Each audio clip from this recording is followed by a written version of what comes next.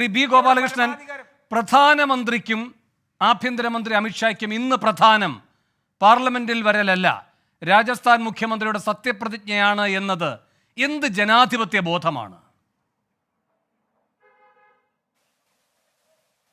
അതല്ലേ ജനാധിപത്യ ബോധം?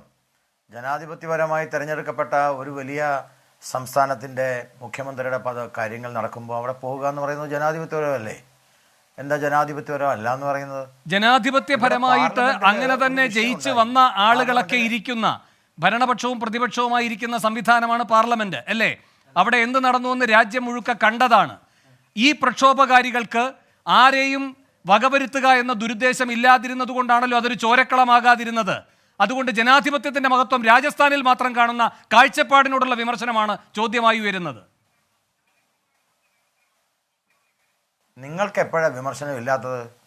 നിങ്ങൾക്ക് എല്ലാ കാര്യത്തിലും പ്രധാനമന്ത്രിയെയും BJP-യെയും കേന്ദ്ര ഗവൺമെൻറ്റിനെയും വിമർശിക്കാനല്ലേ നിങ്ങൾ വാതുറക്കുന്നത്? കേരളത്തിലെ കുറേ മാധ്യമ പ്രവർത്തകരും കേരളത്തിലെ കോൺഗ്രസിൻ്റെയും മറ്റേ CPM-ൻ്റെ ഒക്കെ ആളുകളുടെ തുറക്കുന്നത് ഊണ് കഴിക്കാനും BJP-യെ തെറി പറയാനുമാണ്, നരേന്ദ്രമോദിയെ തെറി പറയാനുമാണ്. അതിനകത്തുനിന്ന് വ്യത്യസ്തനൊന്നുമല്ല മിസ്റ്റർ വേണു താങ്കൾ. അതുകൊണ്ട് താങ്കൾക്ക് തെറി പറയാനുള്ള ലൈസൻസ് ഉണ്ട്, അതെനിക്ക് വിരോധമൊന്നുമില്ല, അത് ജനാധിപത്യമാണ്. താങ്കൾ ജനാധിപത്യം ഇന്ത്യയിൽ ഉള്ളത് കൊണ്ടാണ് താങ്കൾ ഈ തെറി പറയുന്നത്. ഇല്ലെങ്കിൽ താങ്കൾ തിരിച്ചുപയോഗിക്കുന്നില്ല, കാരണം അത് ഉപയോഗിക്കേണ്ട കാര്യം എനിക്കില്ലാത്തതുകൊണ്ട്. ഞാൻ ഈ പറഞ്ഞ പ്രയോഗങ്ങളിൽ എവിടെയെങ്കിലും താങ്കൾ വിശേഷിപ്പിക്കുന്ന ഒരു അധപതനം ഉണ്ടായിട്ടുണ്ടോ? ഞാൻ പറഞ്ഞ ഏതെങ്കിലും ഒരു വാക്കിൽ? താങ്കൾ സ്ഥിരമായിട്ട്, താങ്കളും താങ്കളുടെ ചാനലും കേരളത്തിലെ പ്രധാനപ്പെട്ട പല മാധ്യമങ്ങളും സ്ഥിരമായിട്ട് നരേന്ദ്രമോദിയെ എതിർക്കുവാനും ഇന്ത്യയുടെ പ്രധാനമന്ത്രിയെ എതിർക്കുവാനും ഇന്ത്യയുടെ ഭരണകൂടത്തെ എതിർക്കുവാനുമാണ് ശ്രമിക്കുന്നത് എന്നാണ് ഞാൻ പറഞ്ഞത്. അതിലെവിടെ അധപതനമുള്ളത്? നിങ്ങൾ അധപതനം ചെയ്തുകൊണ്ടിരിക്കുന്നത് കൊണ്ടാണ്. ഞാൻ പറഞ്ഞത് ശരിയല്ലേ? ഞാൻ വെറുതെ സിമ്പിളായിട്ടൊരു ചോദ്യം ചോദിക്കാം എല്ലാ ബഹുമാനത്തോടെയും മിസ്റ്റർ വേണുവിനോട്. നിങ്ങൾ ഇത്രയും കാലത്തെ ഈ സമീപകാലത്ത് എത്രയോ കാലം നിങ്ങളുടെ കൂടെ ചർച്ചയ്ക്ക് ഞാൻ വന്നിരിക്കുന്നു. എന്തെങ്കിലും ഒരു ദിവസം ഈ ഗവൺമെൻറ്റിനെ കുറിച്ചോ നരേന്ദ്രമോദിയെക്കുറിച്ചോ അമിത്ഷായെക്കുറിച്ചോ അല്ലെങ്കിൽ കേന്ദ്രത്തിൽ നല്ലത് ചെയ്ത എന്തിനെ കുറിച്ചെങ്കിലും ഒരു നല്ല വാക്ക് നിങ്ങൾ ബി ഗോപാലകൃഷ്ണൻ, നല്ല വാക്ക് പറയാനായിട്ട് അങ്ങിരിപ്പുണ്ടല്ലോ, ആ അവസരം അങ്ങ് വിനിയോഗിക്കൂ. അതിന് അങ്ങയുടെ പ്രധാനമന്ത്രി അങ്ങേക്ക് അവസരം നൽകുന്നില്ല എങ്കിൽ അതിന് എന്നോട് കോപിച്ചിട്ട് കാര്യമില്ല.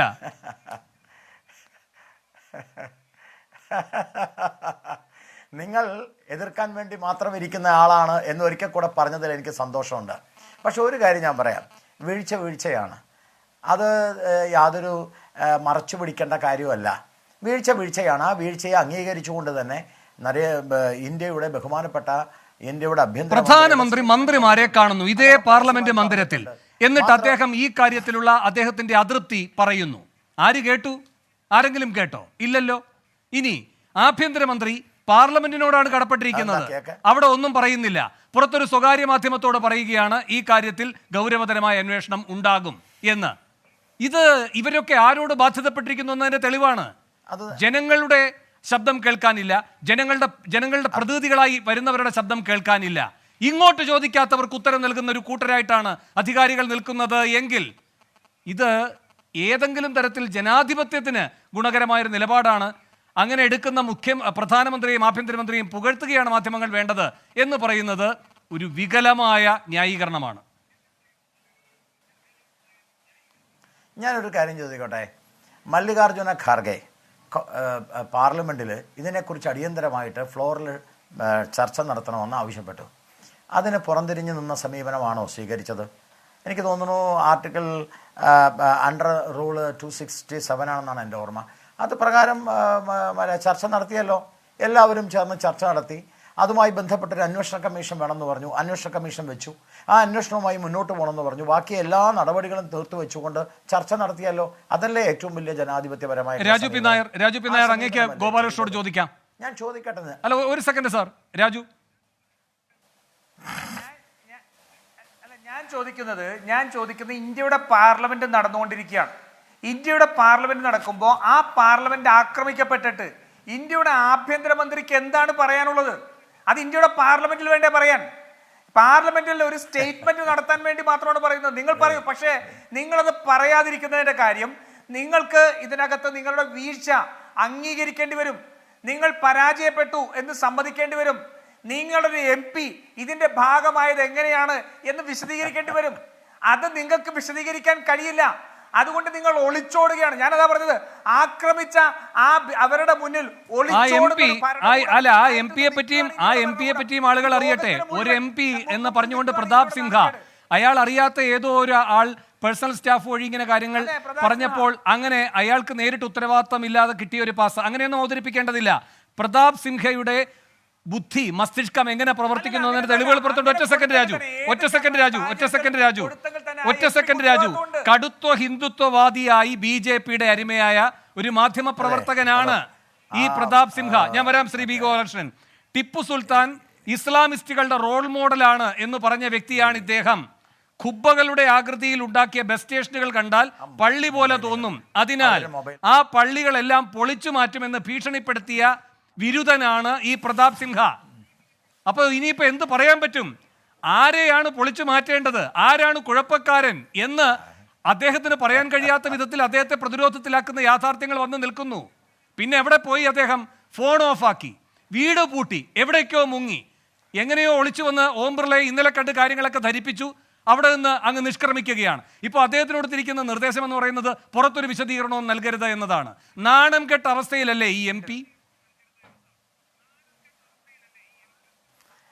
ആരോട്? എന്നോടാണോ ചോദിക്കുന്നത്? വരാം ശ്രീ ഗോപാലകൃഷ്ണൻ, വരാം. എനിക്കറിയില്ല ആരോടാ ചോദിക്കുന്നത്. ഇന്ത്യ നാണം കെടുന്ന സാഹചര്യം, ഇന്ത്യയുടെ പാർലമെന്റ് ആക്രമിക്കപ്പെട്ടു എന്ന് പറഞ്ഞ ലോകത്തിന് മുമ്പിലല്ലേ? ലോകത്തിന് മുന്നിൽ ഇന്ത്യയുടെ പ്രധാനമന്ത്രി ഒളിച്ചോടുകയാണ്. കാരണം എന്താ? ഇത്തരത്തിലുള്ള ക്രീഡങ്ങളെ സംരക്ഷിക്കാൻ വേണ്ടിയിട്ട് ഇന്ത്യയുടെ ഏറ്റവും വലിയ ജനാധിപത്യപരമായിട്ടുള്ള അവകാശം പോലും ഇല്ലാതെയാക്കുകയാണ്. ഇവരെന്നാണ് ഈ പാർലമെന്റിനെയൊക്കെ ഇവർ ബഹുമാനിച്ചിട്ടുള്ളത്? ഞാൻ പറഞ്ഞില്ലേ, മൈക്കിന്റെ മുന്നിലുള്ള തള്ളലുകളല്ല, അതല്ലെങ്കിൽ ഇതിന്റെ മുഴുവൻ ഒരു അവകാശം ഏറ്റെടുക്കലല്ല.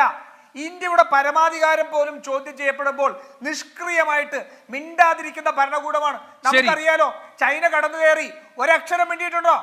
ചൈന കടന്നു കയറിയിട്ട് ശ്രീ ഗോപാലകൃഷ്ണൻ മറുപടി എന്നിട്ട് എനിക്ക് മറ്റു അതിഥികളിലേക്ക് പോകണം. ശരി രാജു, ശ്രീ ഗോപാലകൃഷ്ണൻ. എനിക്ക് വാസ്തവത്തിൽ ഈ രാജു നായർ ഇങ്ങനെ കിടന്നിട്ട് ആക്രോശം കാട്ടുമ്പോൾ ചിരി വരിക. എന്ത് ചൈനയെ ആക്രമിച്ചു?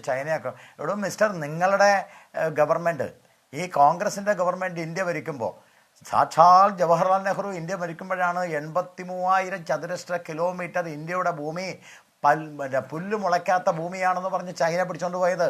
എന്ത് ചുക്ക നിങ്ങൾ ചെയ്തത്? ഇന്ന് നേർക്ക് നേർ നിന്ന് പോരാടുകയാണ്. ആ പട്ടാളക്കാർ പറയുന്നു ഒരു ഇഞ്ച് ഇങ്ങോട്ട് കയറ്റിയിട്ടില്ല.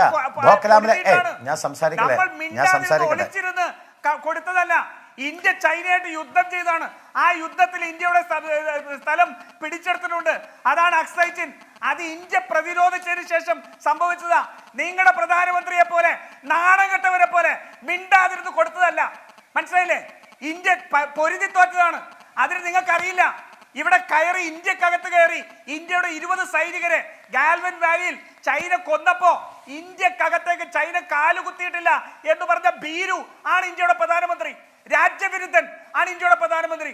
എന്നിട്ട് അത് വെച്ചുകൊണ്ട് ഇന്ത്യ തിരിച്ചടിച്ച് നടത്തിയ യുദ്ധത്തെ നിങ്ങൾ കുറച്ചു കാണിക്കാൻ ശ്രമിക്കുന്നോ? എന്ത് രാഷ്ട്രീയമാണ് നിങ്ങളുടെ?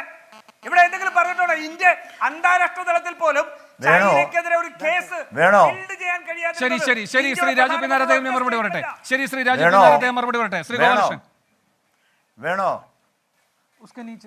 വേണു തെണ്ടിത്തരം കാണിക്കരുത്. ചർച്ചയിൽ മാന്യമായ ചർച്ച നടത്തുമ്പോൾ മാന്യമായ സമീപനം സ്വീകരിക്കണം. ഇന്ത്യയുടെ പ്രധാനമന്ത്രിയെ നാണം കെട്ടവെന്ന് വിളിക്കാൻ, സ്വന്തം വീട്ടിലെ അച്ഛനെ നാണം കെട്ടെന്ന് വിളിക്കുന്ന സമീപനമാണ് സ്വീകരിക്കുന്നത്. ഇതൊന്നും അംഗീകരിക്കാൻ പറ്റില്ല. ഒരു മാന്യമായ ചർച്ച നടത്താം, മാന്യമായ ചർച്ച നടത്തണം. നാണം കെട്ടവന്നല്ല എന്ത് വിളിക്കും? തുടങ്ങിയിട്ട് പറയണം. ഇന്ത്യയുടെ പാർലമെന്റ് വന്ന് മറുപടി പറയണം. ആ നാണമില്ലാത്ത ആളെ നാണം കെട്ടവൻ എന്ന് തന്നെയാണ് വിളിക്കേണ്ടത്. ശരി ഒരു സാങ്കേതിക പ്രശ്നമുണ്ട്. ഗോപാലകൃഷ്ണൻ, അങ്ങയുടെ ശബ്ദം കേൾക്കാൻ വയ്യ, ഒരു സാങ്കേതിക പ്രശ്നമുണ്ട്. ശരി പറഞ്ഞോളൂ. എന്റെ ശബ്ദം കേൾക്കാൻ പറ്റില്ല. കേൾക്കുന്നുണ്ടെങ്കിൽ പറയാം, അല്ലെ? ശരി നമുക്ക് മാന്യമായ പ്രതികരണങ്ങളിലേക്ക് വരാം. ഇരുവരോടും അഭ്യർത്ഥിക്കുകയാണ്. ശരി ശ്രീ ഗോപാലകൃഷ്ണൻ. ആ മാന്യമായ സമീപനം സ്വീകരിക്കണമെങ്കിൽ ഞാൻ നേരത്തെ പറഞ്ഞത് കേട്ടില്ല എന്ന് പറഞ്ഞതുകൊണ്ട് ഞാൻ പറയുന്ന വഴി ഒന്നുകൂടി പറയാണ്. പ്രധാനമന്ത്രിയെ അത് കേട്ടു. ധീരം എന്നൊക്കെ വിളിക്കാൻ സ്വന്തം അച്ഛനെ അത് വിളിക്കുന്നത് കേട്ടു ഗോപാലകൃഷ്ണൻ, വിട്, നമുക്ക് ബാക്കി കാര്യങ്ങളിലേക്ക് വരാം. അത് നിർത്താണ്. ഇനി ഞാൻ വിടുന്നു. വേഷം കെട്ടൊന്നും എന്നോട് വേണ്ട. രാജു പി നായർ അതൊക്കെ താന്റെ വീട്ടിൽ വെച്ചാൽ മതി, മനസ്സിലായല്ലോ? ശരി, ശ്രീ രാജു പി നായർ, ശ്രീ ബി ഗോപാലകൃഷ്ണൻ വിഷയത്തിലേക്ക് വരൂ, അല്ലെങ്കിൽ എനിക്ക് മറ്റതിഥികളിലേക്ക് പോയിട്ട് ഞാൻ നിങ്ങളിലേക്ക് വരേണ്ടി വരും. ശരി, രണ്ടുപേരും സഹകരിക്കൂ. രാജുവും പറഞ്ഞു, ഗോപാലകൃഷ്ണൻ മറുപടിയും പറഞ്ഞു. ഇനി ശ്രീ ഗോപാലകൃഷ്ണൻ. രാജു മറുപടി പറഞ്ഞു, അത് കേട്ടു. എന്നോട് പറയണോ? തന്നെ പറയും തന്റെ അച്ഛനല്ല അപ്പൂപ്പനെ പറയും. ശരി, രാജു പി നായരിലേക്കും ബി ഗോപാലകൃഷ്ണനിലേക്കും വരാം. നിങ്ങളൊന്ന് സമാധാനിക്കും. ഞാൻ